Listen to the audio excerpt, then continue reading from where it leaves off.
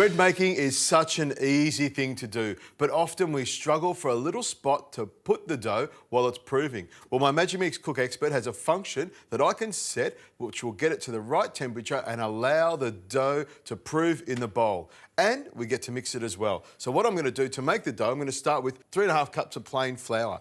And to that, I'm going to add 7 grams of yeast that I've already activated with a little bit of warm water, some sugar and a touch of flour. And a good tip with yeast, you only want to use fresh yeast because otherwise you won't get the lift that you need. Now I'm going to add a pinch of salt because bread won't taste like anything unless it's got some salt in there. About a teaspoon, teaspoon and a half is perfect. Now I'll pop the lid on like this and all I need to do is select bread dough. It's already at bake. I press OK and then press OK again and then start. Now all I do as it's turning around, I add the water until it gets a nice little dough, press it again and it'll knead the dough beautifully.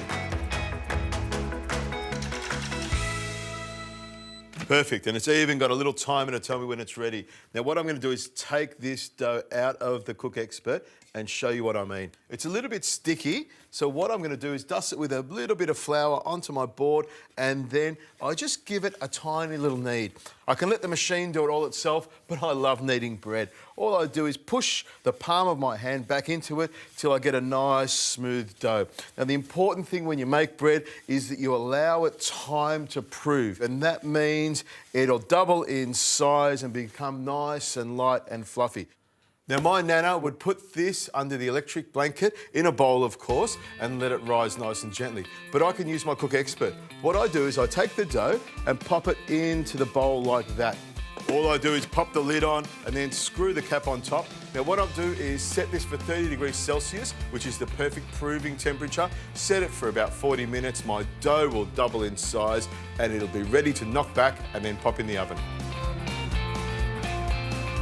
Okay, you can see that the dough has risen beautifully. A couple of taps of it and you can feel that it's got lots of layer and lots of lift to it. Now, you need to pull it out nice and gently and get it out from the bottom. And I just grab a little bit of dough off here and I use that to pick up all the little bits that are around there. And it comes out really, really easily. And then all I'm gonna do is grab the dough like this, dust it with a little bit of flour, knead it just a little bit. We call this knocking back. And what I wanna do is get it nice little shape. I wanna do a cob loaf, which is something my grandmother used to make for me. So I bring that together like that, joined up beautifully at the bottom, push it down a little bit, and I've got a tray here all ready to go, a little sprinkle of flour onto it, and on goes my loaf.